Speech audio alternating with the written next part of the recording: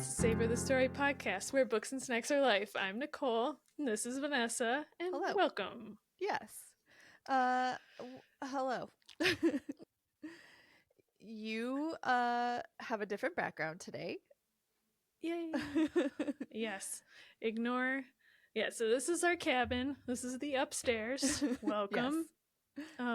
Yes, if you're not on video, go over to YouTube and watch it on video. Right. At least the first couple seconds so you can see that I'm in a new house. Yes. A temporary new house. Right. And how has it been there this week? I don't know. Are you ready for the new house? Yes, I know. The dogs are confused. They're like, when are we going home? Right. Like, I'm tired of it being cold. And then and I'm tired of stairs, which surprise, right. We have stairs at the new house. Yes. But yeah, we I think I was home on Monday, and up here it snowed like 4 or 5 inches. Mm-hmm. And then yesterday it was 50 and rainy. So today has just been like a giant slushy mess. So terrible. Like the dogs go outside and they're like daintily putting their paws in the wall. Like, oh, I hate this. What is this? Why did you bring me to this place? So right. And Mike went to go play out in the slushiness. Yeah. So they're out on a quad ride right now, which at least when it's this wet out, you don't have to worry about the dust. It's just a little bit of muddy. Right. You're just going to get covered in mud.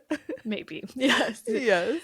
We know the trails around here pretty well now, so we know which ones we want to avoid if there's any rain. But sometimes they change a little bit, and then you show up to one and you're like, why is there a giant rut here? And it's because a whole bunch of people like got stuck. Yeah. And so they had to dig them out, and it just made a bigger rut. So. Oh, okay. Tim and I went on our honeymoon. We went on a quad ride thing like through the mountainside, and we got so muddy. It was so fun, but like we were both covered in mud at the end of it. Yeah. So we used to go all the time when Ethan was coming up here with us. Uh-huh. And that was his least favorite part of going for a quad ride. Really? The rule was, well, he liked getting in the mud and driving through the mud, but the rule was you had to wash your own quad when you came back. Oh, yeah, that's terrible. So he was like, oh. And if you don't do a good job, then something happens later. Like to get really technical, the Polaris models that we have the heat exchanger in the front. Okay. So he wasn't cleaning off his heat exchanger. And then on like the third ride of the day, his quad overheated. And so we were like, what is going on? And I peeked underneath and I was like, oh, it's covered in mud. Someone didn't clean their quad. You did a terrible job, sir. Yes. So luckily we keep, one of our quads has a tow rope on it that we try to take that one out every single time. So that way there is a means of escape. Right. So yeah, we had to tow him. We had to tow him home. It was only like 5 miles. Okay. Through the woods. Yeah. So. Poor Ethan. Mm-hmm. Okay, I have a question for you. Okay. Today is December 30th. Mm-hmm. In recording days. Mm-hmm. And I would like to know how you did on your November 1st to the end of the year. You don't know? No, I don't have a scale. Dang it. They packed our scale. Okay. So you can't even double check yourself. I can't even double check. So I can either say on Sunday I was good. Because I did check on Sunday before they came and packed all our stuff. Okay. And so I'm going to take that weight, and I'm going to take my weight from when I get into my new house and I have a scale again, and I'm going to divide by 2, and I'm going to take that average, and that's going to be my end of the year weigh-in. So, all right. That's fair. You're going to math it a little. I'm going to math it a little. So you are also welcome if you are doing the same. Well, okay, so I did look it up to see what I was on November 1st versus today, and I'm up 4 pounds. but 1.5 of that is muscle. So I'm going to take it as a win. But in that too, I also looked up what I was today this last year. So I compared December 30th, 2023 to today, and I'm up 5 pounds overall for the whole year. Wow. And 2.5 of it is muscle. Nice. So I think I did pretty good this year. Yeah, that's what I'm gonna say. Yeah. I know I told you I didn't know we were doing our actual weights. So sorry. It's okay. I went down 4 pounds. Okay. I lost 4 pounds in this whole endeavor, but I also stopped running. So most of that was muscle. Right. So dang it. I did the opposite. I was like, I turned into a wasted away little stick. I mean, that's fine. Once you get into the new house and you're going to get a new routine, you're going to get buff with me. Hell yeah. We're gonna be scary buff. Yes. Excellent. Can't wait. Yeah, that was all. I just wanted to know how you did. So now I will wait for episode 4 or 5 for you to tell me your results. Thank you. You're welcome. I know, just because technically it's still 2024 for us. Do you have a New Year's resolution? Not really. I don't feel like I usually make them. Okay. But I can all of my book things be resolutions? Can we just transfer them over? Yes, we could say everybody go and listen to our end of year wrap-up episode for our book resolutions. Yes, but I didn't know if you had a non-book one. I guess my only the only health one would be to just keep doing what I'm doing, basically, maintain. I like the idea that I'm within a 5 pound rate, because 5 pounds to me is nothing. In a week that could be gone with water and eating right. And so I'm gonna say just maintain, keep my routine, do all the things. I do want to do better with hitting, this is so boring, but hitting all the macros and stuff. But yeah. So anyway, just I would say that's my health goal. I'm sure I have other goals. Maybe I'll get back to you in the next episode. Nice. I made my health goal just a few minutes ago. You did? I'm gonna get scary buff. Okay, great. That's it. Great. You just want to out buff me? You want to out read me? You want to out buff me? You were just trying to be better than me in every way. Well, I thought we were doing this together, so. Oh, okay. It wasn't a competition, but it is I'll now. say, no, well, sure, but I was gonna say no. I can modify and say I just want to have guns. I don't really care about anything else. Okay. I just want to have massive guns. Nicole, you can't skip leg day. Fine. I need you to not be misproportionate. That's the right word? Disproportionate. That's better.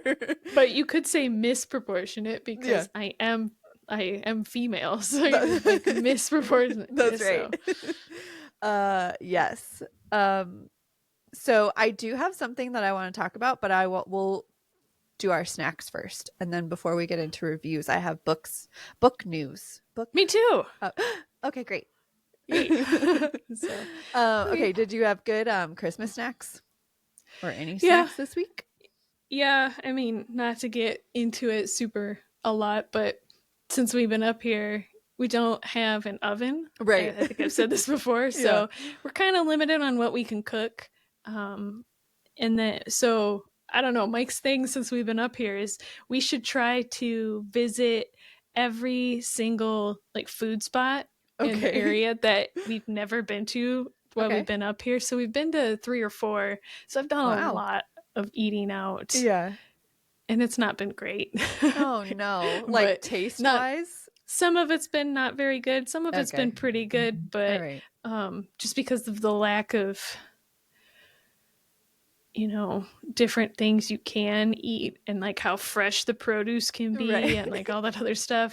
I've really had to reevaluate my vegetarian lifestyle here, so I have started eating meat again. So oh goodness, I know that's probably my biggest like food snack news. But it's not like I'm like walking around eating like you just pieces got, like, of bacon or something. You just got a whole steak. Yeah, like I'm hungry, I will eat a steak. I'm feeling snacky. So yeah, but yeah, we went out and saw my mom's side of the family for Christmas. Whatever day that was, Saturday, I think. So hung out with everybody there, and my mom made green bean casserole. Ooh, so nice. I know I've used it as my snack before, but I'm using green bean casserole again because I only get to use it twice in a year. It just happens to be really close at the same time. Right. I'm glad that you went with a repeat, because I'm going to do a repeat too. I'm going to use the Sweet Lauren's oatmeal cranberry cookies, because that's really the only snack I've eaten all week. That's nice that I was there to be able to enjoy that with you. You did. You got all of the cookies. You made me so many cookies. I did. And I know some of them were for Tim as well. But, or at least he ate most of them. Yes, he did. He did beat me on how many cookies we could eat. 100%. Yes. So that's going to be my my snack this week, because I did not have anything else. Okay, tell me your book news. Tell me right now. Okay, sweet. So this, I guess it's kind of book news. It's book news for me. Okay. I guess I'll ask you first. Do you get motion sickness? Like car, boat, plane? Mildly. Do you get motion sickness if you like read or look at a screen? I'm usually okay. Okay. Yeah.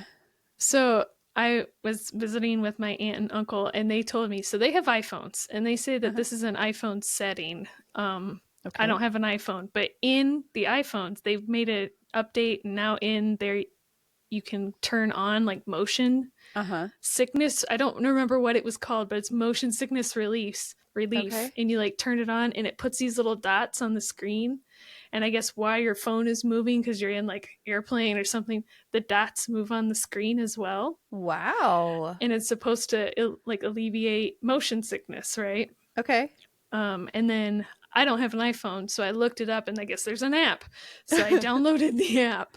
I read almost the whole way home from my mom's house all the way back to our cabin, which is about 2 hours. I was able to read the whole entire time. And you're not usually able to? And I can read maybe 5-15 minutes, depending on the roads, before I have to like, all right, I'll put this down for a bit, and I have to wait maybe half an hour, and then I can pick it up and read 5 or 10 more minutes. But I definitely cannot read in airplanes. Oh, really? I would have my problem is more with cars than airplanes, for sure. Yeah. So, yeah, definitely can't read in airplanes. I've never tried reading on a boat. I've never been on a cruise. But I am really super excited about it. It's just the little dots for the app are just all over the screen. Okay. And like as you're moving, the dots are just like, doo, doo, doo, doo, and you're like, you think that would make you more sick, but it doesn't. That's really cool. And the app that I downloaded has like, it's like a 4.7 or a 4.9 in like a million reviews. Okay. So we should I'll put a link to it. You have to send me the link to that app, and then we'll put a link in the description, and then we'll figure out how to do the settings on the iPhone so we can put the directions in the description. Yeah, it was pretty nice to be able to just read and like be a normal person. Yeah. So that's really cool. So yeah, that was book news.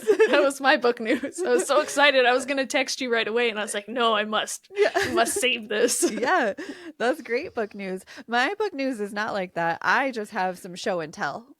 Cool. Well, that's fun too. So I got a lot of book deliveries today, bookish deliveries today. So first I'm going to show you, and again, if you're not watching the video, you can go to the video. I might put a picture on Instagram so you could see them. I got 3 new Kindle cases. Jeez. Wow. They were for the week of Christmas or whatever it was, right before Christmas. This shop had a sale and it was buy 2 get 1 free. So I was like, well, yeah. I guess I need 3 new cases. Yes. But it's just, they're so cute. I really like them. They've got a built-in strap in here. So when you're like holding it open, you've got the built-in strap. Yes. Yeah, usually you have to buy that. Yes. So I really like these. It's from I don't know how you say it. I don't know if it's IM case or I'm case, but it's the letters IMCASE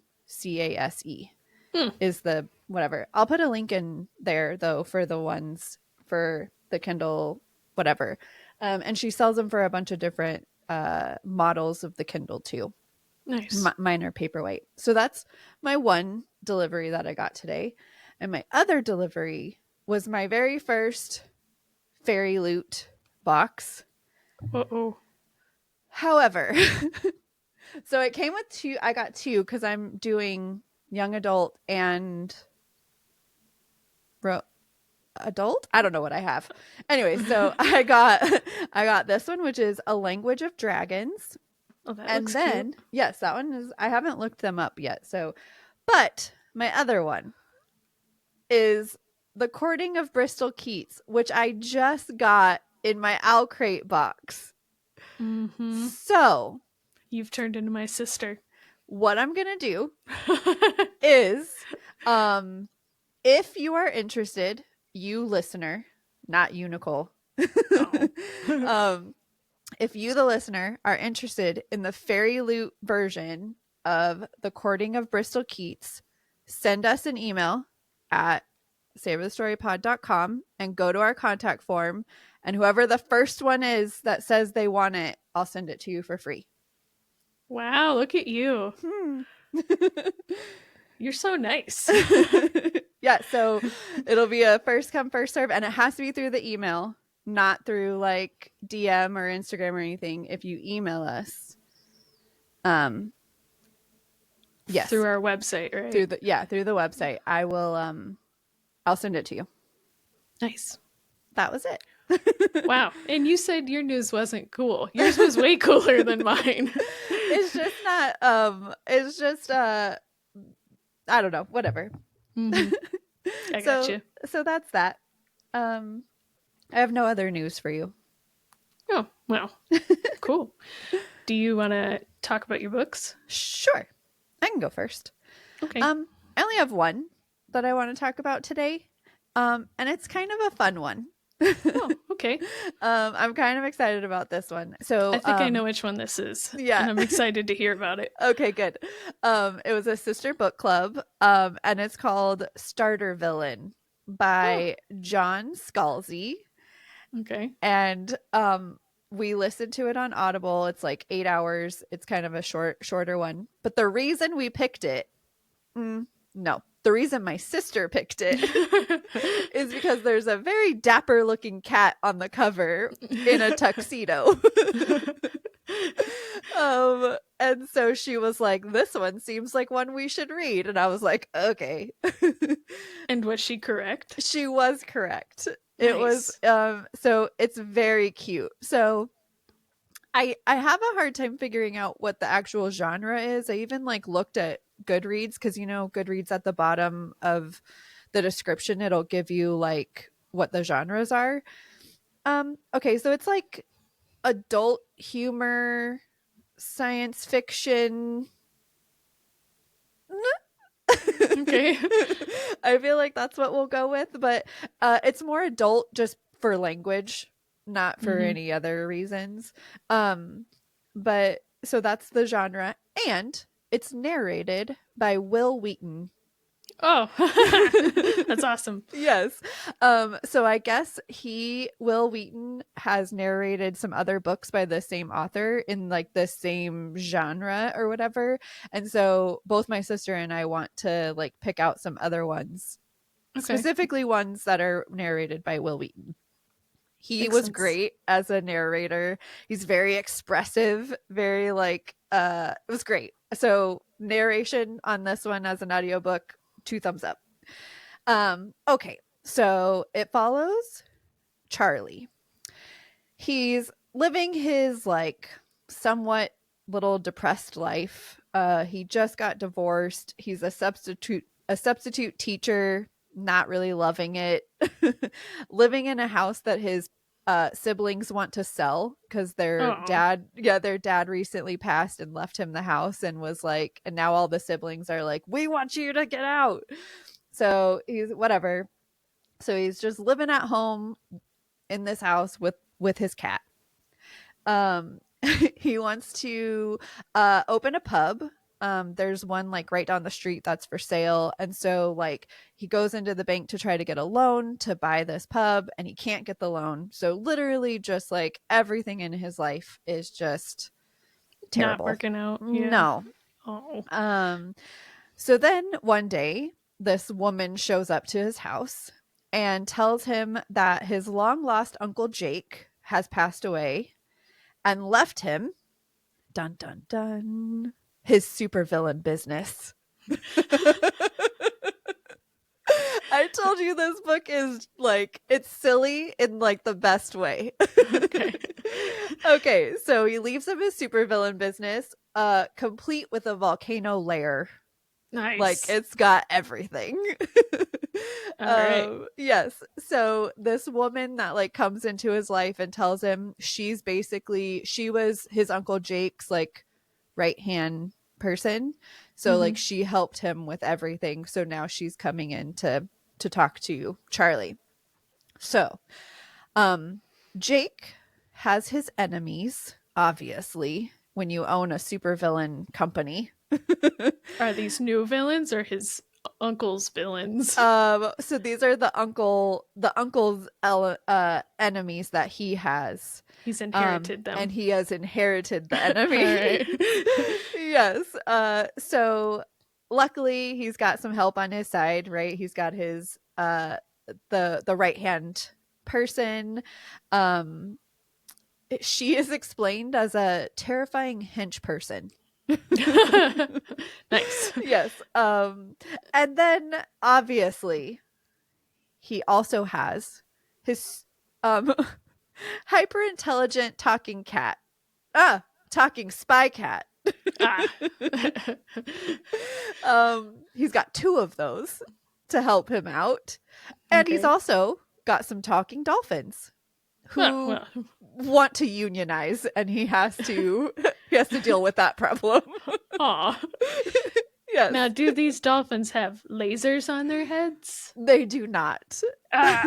Missed opportunity. Yes. So I will say the way that the dolphins talk is they talk through some software that changes their noises into English. And the cats type. So they type on a keyboard or computer or whatever, and then it's spoken to him through like the computer voice. I don't know why they don't have meow what's the word? Meow changing translation. Whatever. Yes, meow translation, but they type. Okay, so the whole book is basically like him finding out about what his uncle's businesses are, the people that he was associated with, like all this stuff. He has to make all these decisions for a business that is clearly very new to him.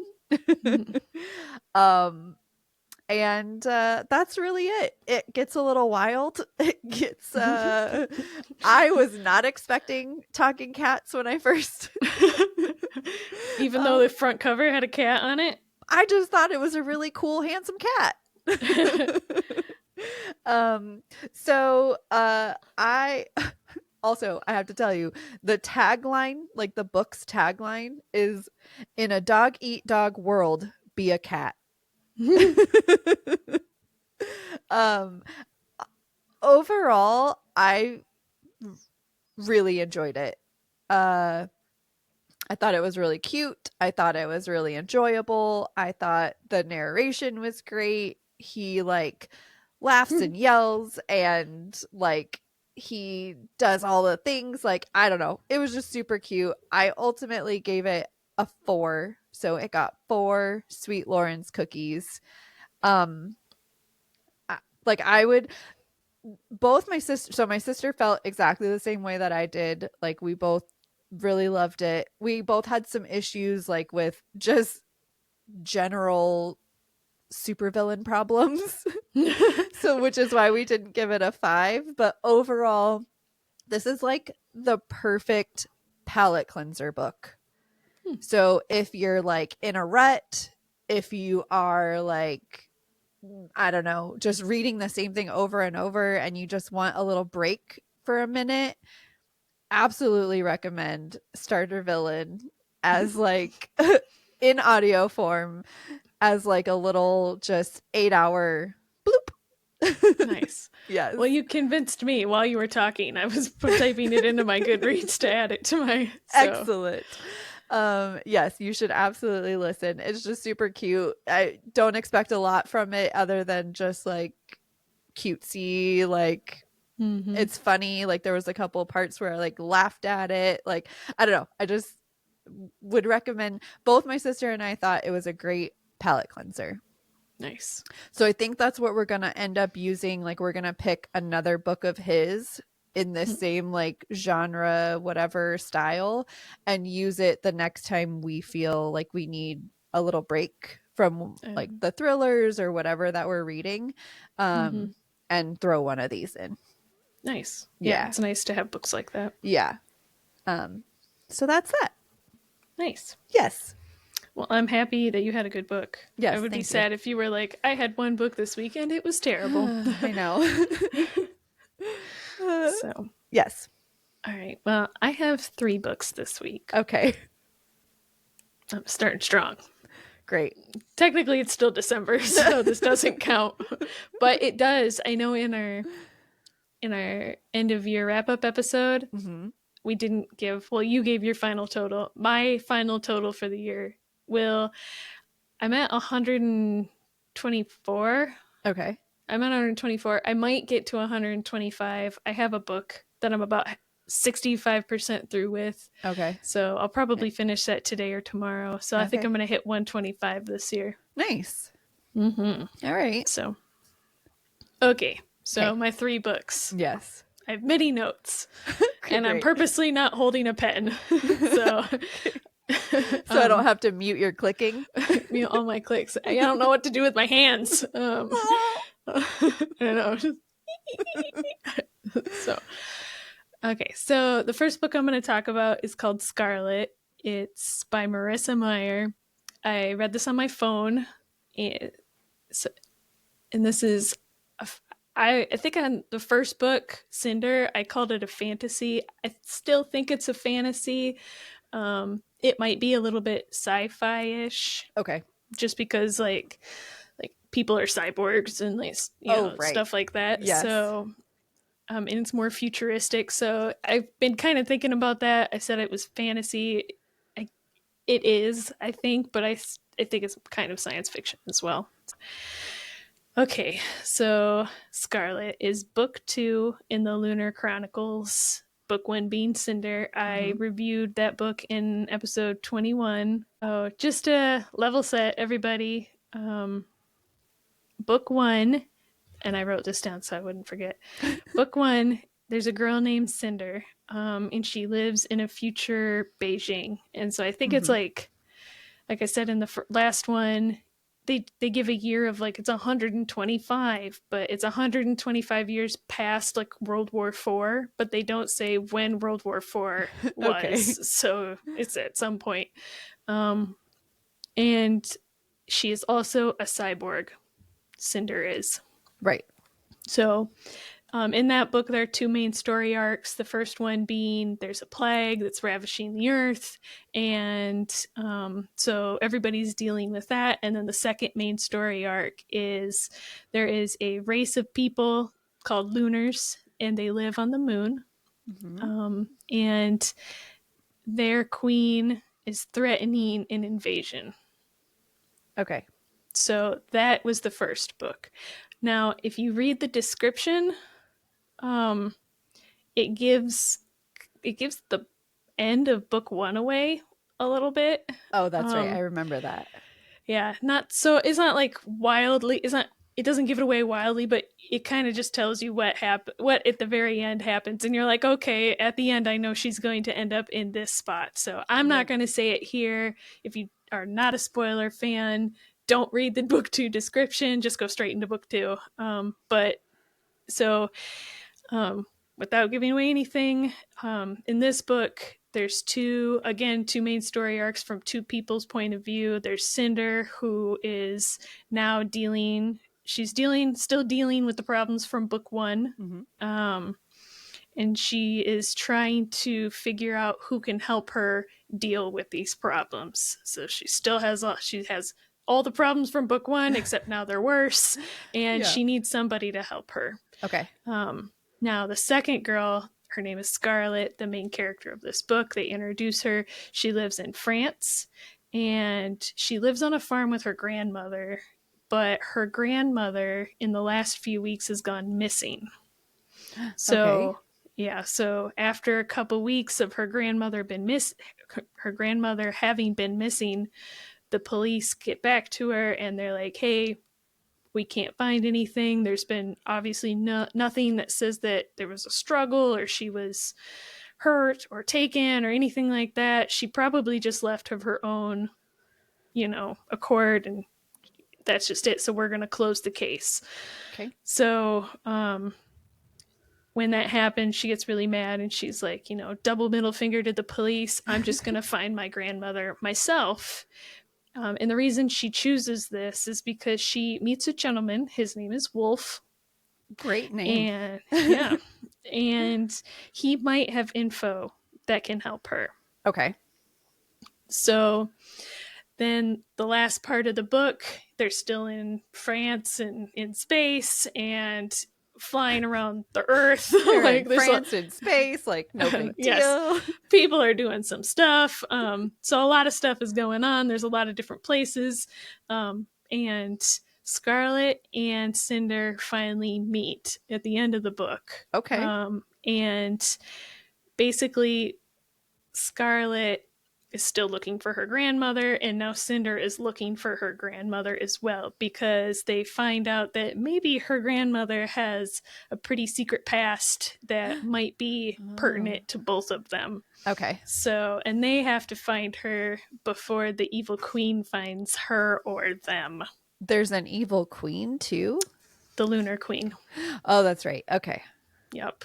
So, my thoughts on the book. I am not really a fan of Scarlet. Oh, no. So, yeah, it was just like, I really like Cinder. Yeah. I like Wolf. But Scarlet is, I don't know, one-dimensional, if you want to, or singular focused. She wants to find her grandmother, and that's her whole personality. I see. And did you say that you read this one, or did you listen? I read this one. You did? Did you skim her? Mm-mm. Okay. I have not been skimming these books. As a side note, I've been trying to force myself to not skim and to read slower. Good. When books get exciting. Yes. Because that's always my biggest regret is that, like, I have to read it fast. So I've been trying to work on that. So good. I'm proud of you. I did not do that for this book. Okay. So yeah, like I said, very singular focused. It's just her whole personality. They're like, hey, how are you? And she's like, I'm looking for my grandmother. And I'm like, and then they're like, hey, do you want something to eat? She's like, I can't eat. I'm looking for my grandmother. It's just that over and over again. Okay. I was just like, oh, okay. Yeah. And on top of that, she's way too trusting. Like she meets Wolf, and everybody, like, I'm reading the book and I'm like, is Marissa purposely writing Wolf to be like, don't trust him? Because everything in my mind was like, don't trust him. Like, red flag. But then she's like, yeah, it's okay. You look trustworthy, or you seem trustworthy. And I'm like, okay. Okay, great. So she's real smart. She's real trusting. So wildly naive. And I was just kind of like, oh, man. So in this one, it's a little bit more obvious than in the first book. Because in the first book, they talk about Cinder being like a great mechanic and all this other stuff. Well, she's a cyborg. Right. And I know she doesn't have like a full cyborg brain, but like her brain is connected to the internet, like the neural net or whatever. So in my mind, I'm like, why does this girl who's a cyborg, whose brain is connected to the internet, and she can look things up, and anything you could do with a computer, she can do in her brain, right? Okay. Why isn't she better at computers? Oh, no. It just doesn't make sense to me that, like... It does not. They're like, oh, man, she has this... She can't do certain things. Like, oh, man, in my mind, I'm like, this would be super easy if you were just, like, you know... Like, oh, I don't know. It's just... There's certain... I don't want to give away things that happen in the book, but there are things that happen in the book, and I'm like, this would be so much easier if Cinder just used her internet brain. Right. Does she not do it because she doesn't want people to know? Or like... No, everybody knows she's a cyborg now. Oh. So... Well, then I have no options or no input. I have... Now that I've read the third book, I understand why. Okay. But while I was reading the book, I was like, why is this a thing? So, in the first book review, in the Cinder book review, I mentioned this, and I said there was not a lot of backstory. Like, why are the Lunars not friends with the Earth people? Yeah. Why don't they get along? Why was there, why are they fighting? Why does she want to take over the Earth? Like, why are these things? They still don't answer that. Great. I maintain that hopefully it will happen in 3 or 4, but I'm not thinking it's going to. Yeah. So, yeah. I mean, you're just... a lot of stuff is happening, but I don't know. I don't feel like the book ends any further. They're not any more in the loop of what they need to do. Or by the end of the book, they're like, we need to do this thing. So they spend the whole book to get direction to do one thing. And now there's like twice as many people in the book. So if you are not a fan of lots of characters or multiple storylines or anything like that, it does get kind of back and forthy. Okay. I'm not sad I read the book, like I said, I've already started book 3, but I would say I would only give this one like a 3. Okay, so the second book I read is also a fantasy. This one is actually a fantasy. I read it on my phone. It was Kindle Unlimited, and it is called Empress of All Seasons by Emiko Jean. Okay. So, in this fantasy, I don't feel like I'm going to give like a great rundown because there's so much happening in this book. Okay. There's so much backstory. It's hard to like explain that without being like, here's the whole backstory. Here's the entire book.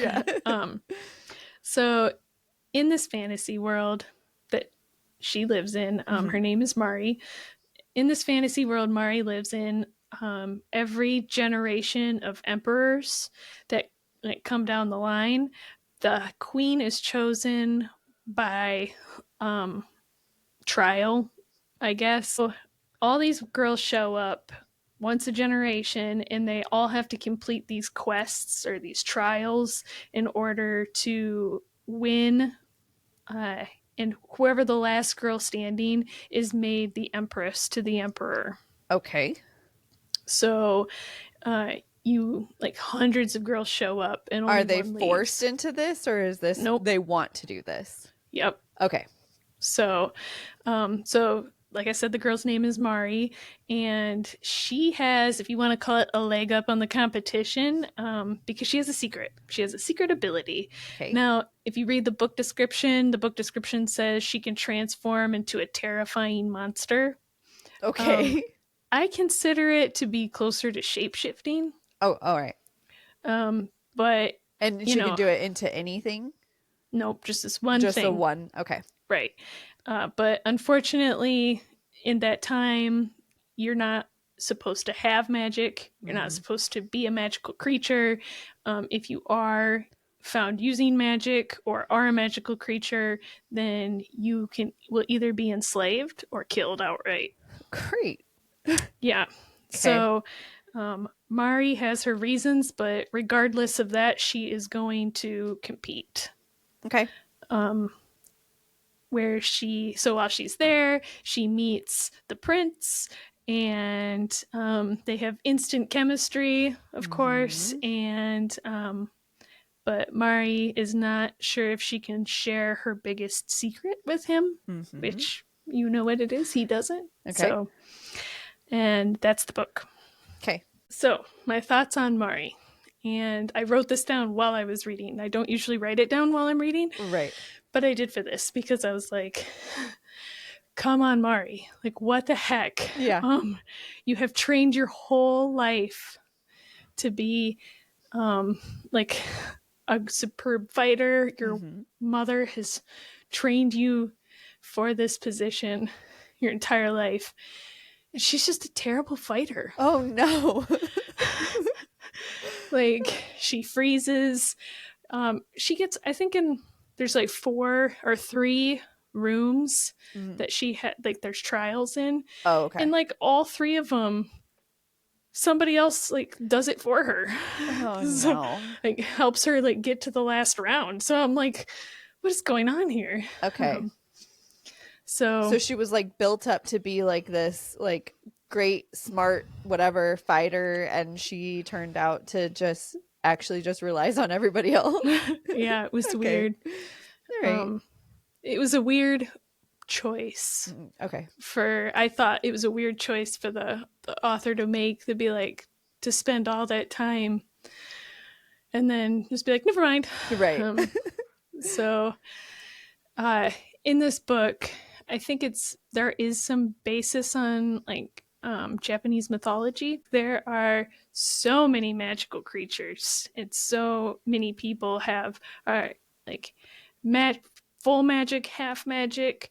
There's all these types of creatures, all these types of people. Okay. And it is a lot. It was a lot for me.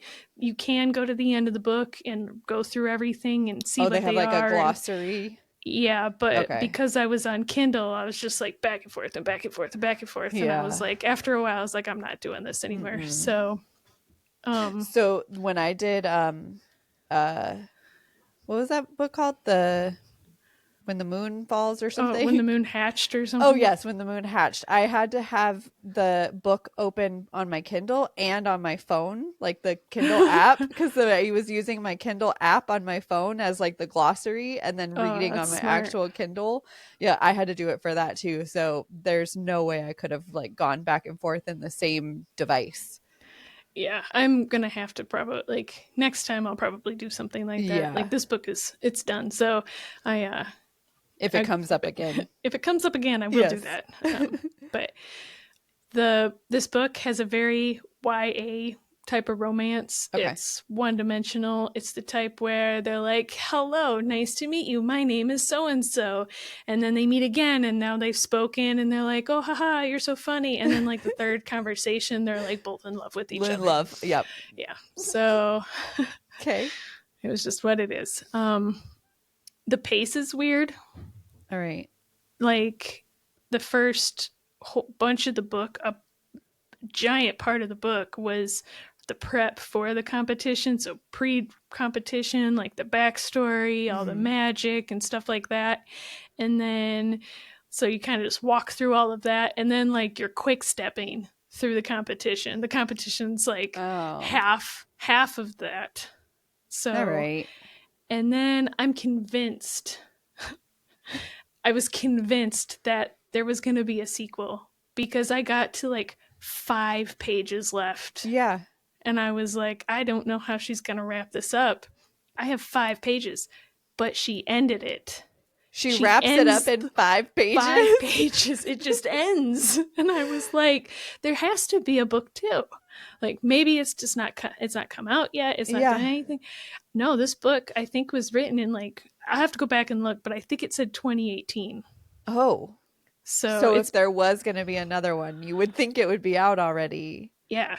Or at least announced or something. Right. So yeah. No. She just ended it. So yeah, it kind of wraps up. It wraps up a really weird ending. It happens really fast. There is a couple, you know how at the beginning of chapters, or like they have like a mythology story or something like that in addition. So this has the similar things, like it tells like a mythological or historical, story along with the book. Okay. This had one of those as well.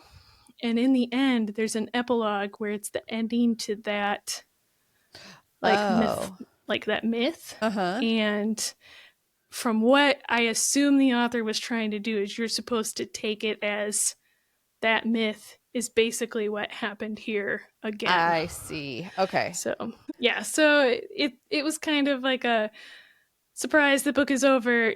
Here's something where you kind of just like choose your own ending or imagine your own ending. Okay.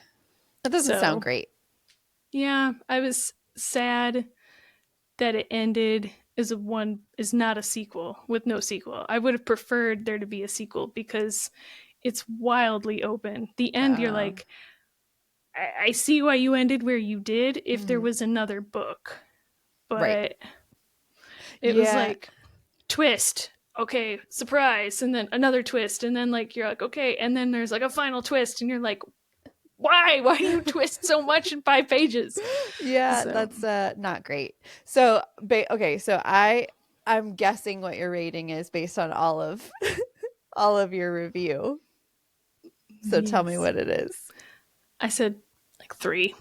That's what I thought you were gonna give it. Yeah. I'm not sad that I read the book. It was still like a pretty good book. I never really got to the point where I was like, Are you giving it a me 3 or a you 3? I'm giving it a you 3. Okay. Just like completely middle of the road. Middle. Yep. Yeah. Okay. Yep. So, okay, my last book. Okay. This book is dun dun dun Jurassic Park. Oh yeah. So I asked you about this in the last episode, right? Yeah. So I was supposed to, like I said, in one of my goals for this year was like to try and read a book that I've seen as a movie or vice versa, or to do that. And Jurassic Park was on my list of one of the books as one of my books. And so now, though, are you going to still do 2 in 2025, even though you did this one? Yeah. Okay, good. Yes. Right. So I've picked another book and TV show, and this one is a true one. I've never read the book or seen the TV show. So, but for this one, I've already seen the movie, and I obviously am now reading the book. So this is Jurassic Park by Michael Crichton, audio. I did it on audio and fantasy. So, that sounds good. Fantasy. So, just for those of you who are listening, if you are not aware, Jurassic Park is also a movie that was made in the 90s. You should go watch it. If you haven't seen it yet, there's something you are missing out, man. I know, you need to go watch it. It's really good. So because of that, I was super nervous about reading this book. Yeah. So, all right. So the book is about so what is the book about, because it's so if you've seen the movie, it's basically the movie. There's an island off the coast of Costa Rica, and there's a company creating an advanced theme park or resort with an attraction that nobody's ever seen, but this island is on the brink of being shut down. And for reasons, I think in the movie it was like insurance or something, or they want to make sure it's safe. So the company founder, John Hammond, is like, well, what if I invite a whole bunch of scientists to the island and they see it and they're like, oh, yes, this is a credible thing and it's super safe and we're doing everything that we should be doing and, blah, blah, blah. So they're like, yes, that's a great idea. So John Hammond invites a paleontologist, a paleobotanist, and a mathematician to the island. And what do all those have in common?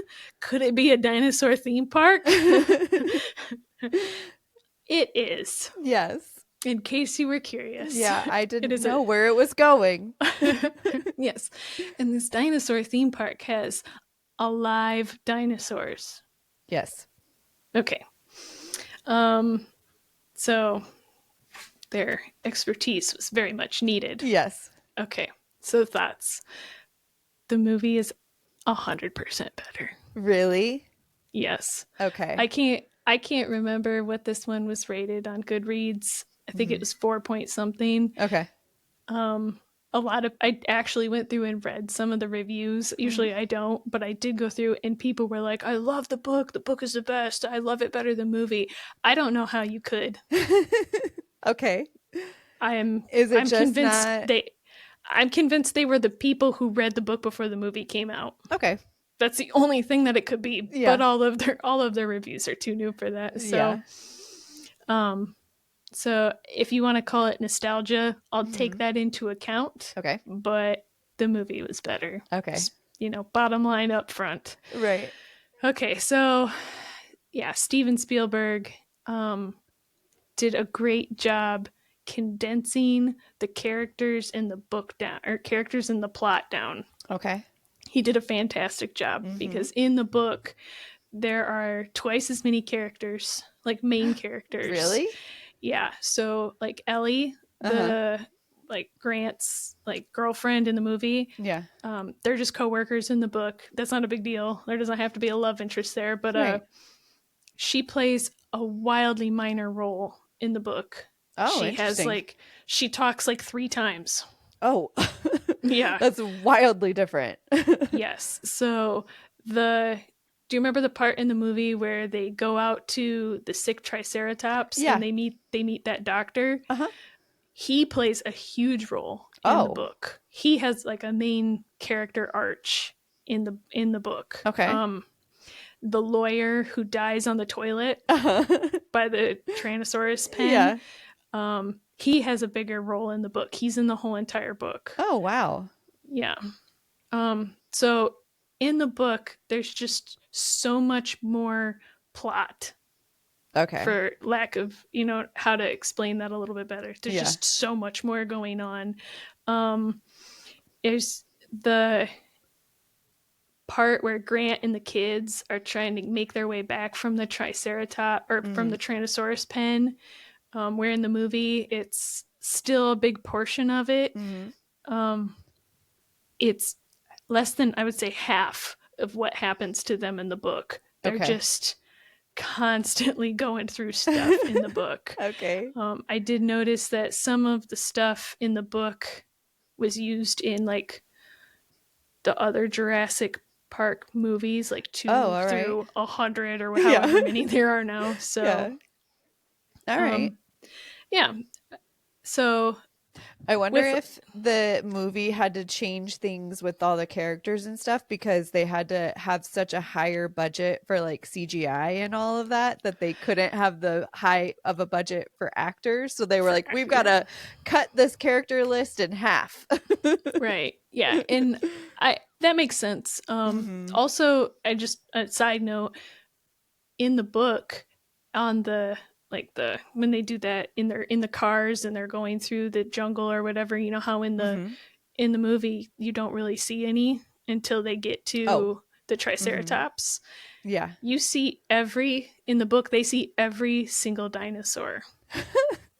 Okay. I like that the movie did it differently because it gave it more like intrigue and like I don't know. It wasn't just like, look, they all just hang out right here by the Jeep. Right. Yeah. You just reach out and pet them like it's a safari. Right. Yeah. So, so it's kind of the main takeaways from the book and the movie. I would say there is one more main thing, I guess. The book has more sinister vibes than the movie did. Like the movie was just like a guy and he made this theme park and he wanted to share it with the world, and his grandkids came and he was happy to see them and stuff like this. This one is not like that. John Hammond is way more sinister, and InGen is way more sinister, and all these people, like, not like evil sinister, but like money grabbing sinister, if you want to like call it. So my thoughts on the book is, good lord, the kids in this book are annoying, the grandkids. No. So in the movie they bumped up their age. And they're younger in the book? They're younger in the book. Oh my goodness. And they swapped. So in the book, in the book, the girl is younger and the boy is older. All right. So they like swapped them. So the girl is older and the boy is younger, and kind of split up their characters a little bit. Oh, all right. Like they're defining like things that, you know, were unique to each of them. They kind of divvied out differently. All right. Malcolm's character is about the same, except he is, by the end of the book, I was pushing like 30 seconds forward when he was talking, because he would have like 5-minute monologues about how, you know, and at first I was like, oh yeah, that makes sense, but then at the end it was just like, you're destroying the earth and you think that you are like the, you know, like the king of the world, and like you can just do these things. That being said, they did a great job in the movie, like glossing over, paraphrasing all that down. Jeff Goldblum has some great lines, where you still get the same vibe from him, but it's not as like overbearing, or it's just not preachy. So that being said, I way more preferred the characters in the movie as well. Good. I appreciate so in the book, my last thought on the book is, in the book, there is more description for like how the theme park was built and how they got the dinosaurs, because you know how in the movie it's just like they're in that movie theater and they're like, this is how we made dinosaurs. Like this goes into this is how we made dinosaurs, and this is how we raise dinosaurs, and this is how we keep dinosaurs, and this is how we like Michael Crichton did a lot of in the weeds of, this is how I would run a dinosaur amusement park if I had one, right? I thought it was just a lot. All right. And then the plot of the, you know how like the whole thing comes to an end because that guy is going to steal the embryos. He shuts the park down. There's a storm at the same time. And that's kind of the only thing in the movie that you get is, this is why everything failed. Yeah. In the book, he goes deeper into why this is why everything failed. All right. And some of it is, I liked, some of it came down to computers are stupid in the 90s. And I was like, All right. Interesting take. Were they? Yeah. Like, all right. I had no clue. Right. So, okay. Yeah. So I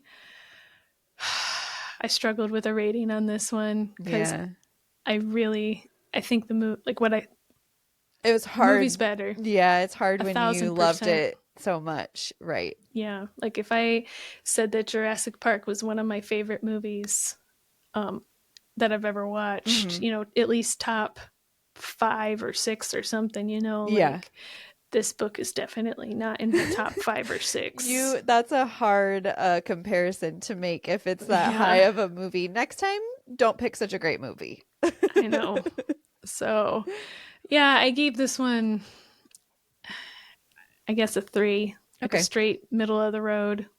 Like I said, I struggled with the rating on this one because I really liked the movie and I recognized that influenced the book. But besides the kids being super whiny and Malcolm being preachy, the rest of the book I listened to, I enjoyed. Even the parts where I was kind of like, okay. Yeah.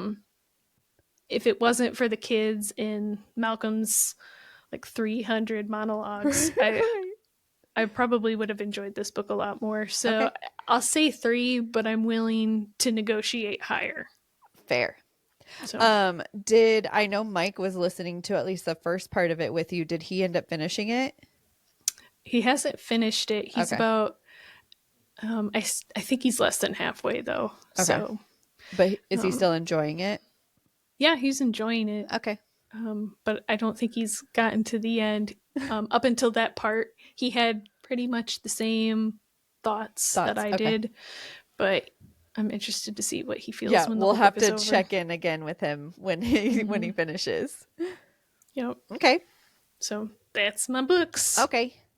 Let me move a little bit so I can get our little question. Yay. All right.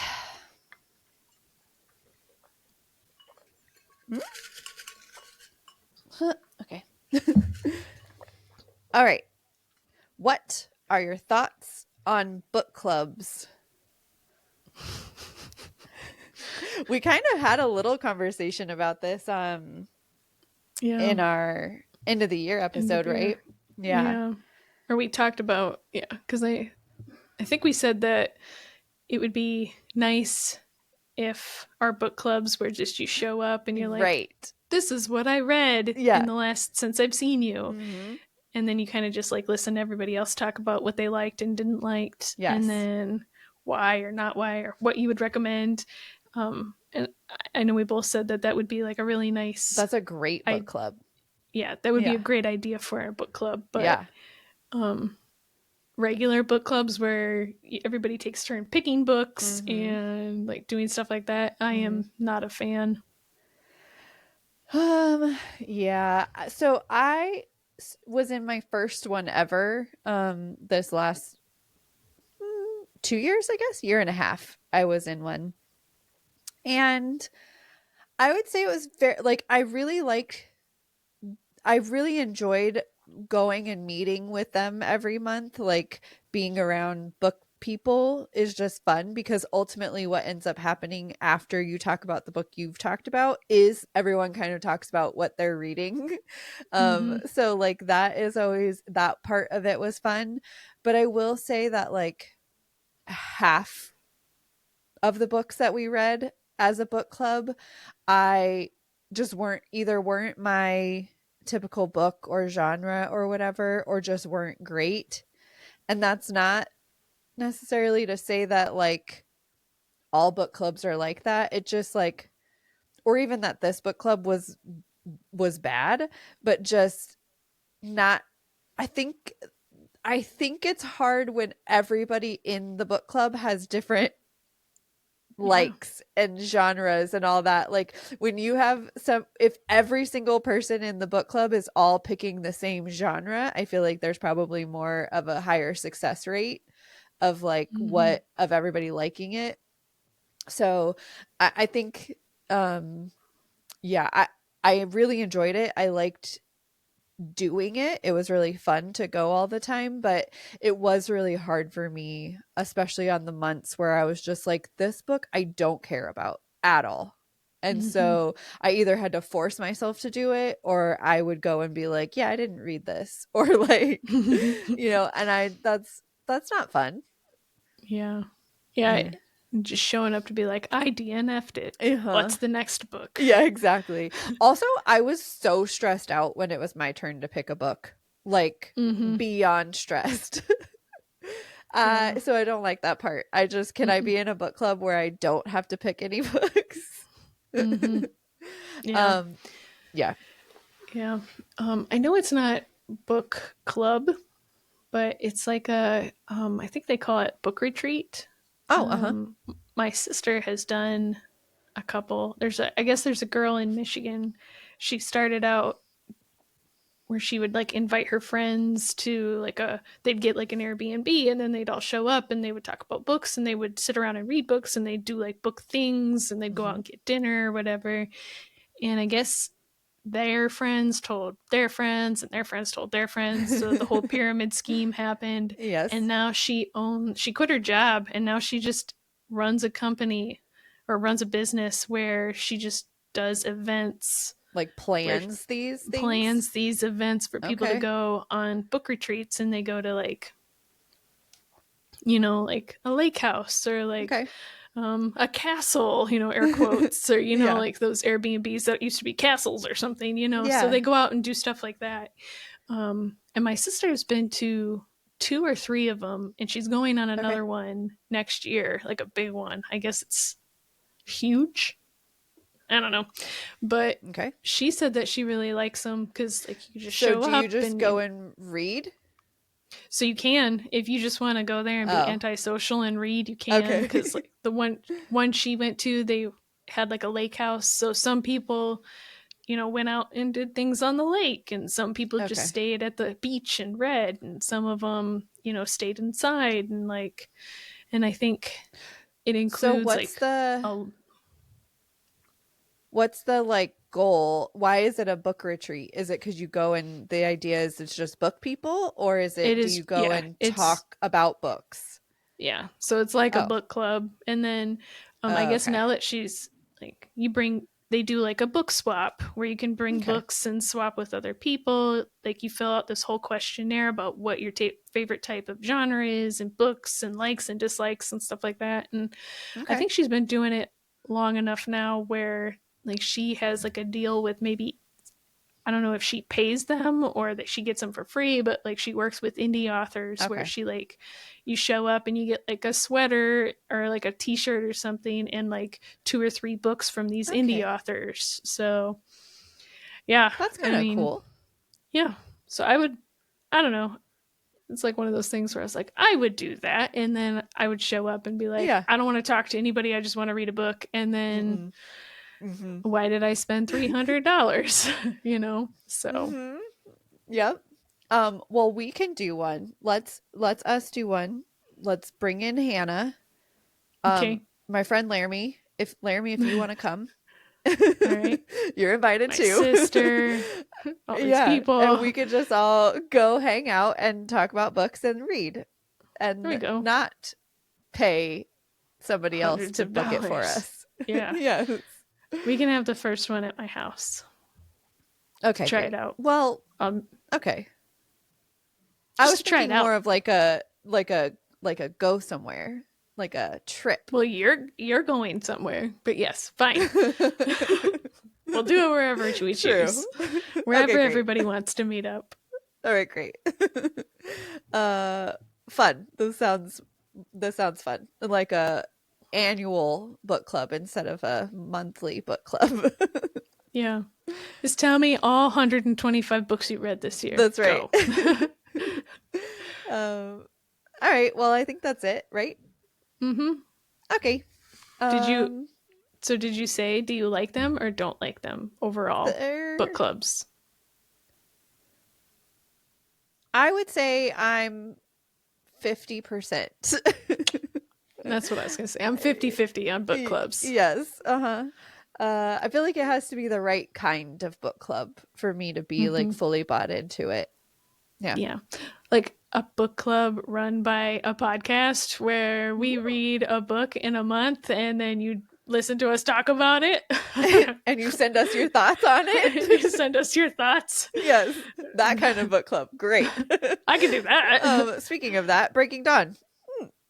Maybe do that because we have to read that by the end of the month. Yes. Neither of us have started it. So mine is packed, so I can't even start it until they deliver all our stuff. Nicole, I did this to myself. Yeah, you did. So my plan is this week I'm actually gonna do my reread of Fourth Wing and Iron Flame, and then as soon as I finish those 2 this week, I'm going to read Breaking Dawn because I already have a feeling that Onyx Storm is going to get in my way, and then it's going to just be like, I won't have time. So I got to finish. That's fair. Next week. So yeah, send us an email, savorstorypod.com. Especially if you want a book. Yes. Send us all your things on Breaking Dawn. And also if you want whatever this book is, what did I say? The Courting of Bristol Keats. The Fairy Loot version. Send an email. And then also send an email about whatever you want, just like snack recommendations, book recommendations, what you want us to talk about, all the things. And then give us 5 stars, please. Yeah, 5 stars. Give us all the stars. Yes. And let us know if you're watching the videos and how you're feeling about them. Nicole will have another new background in a couple weeks. Yeah.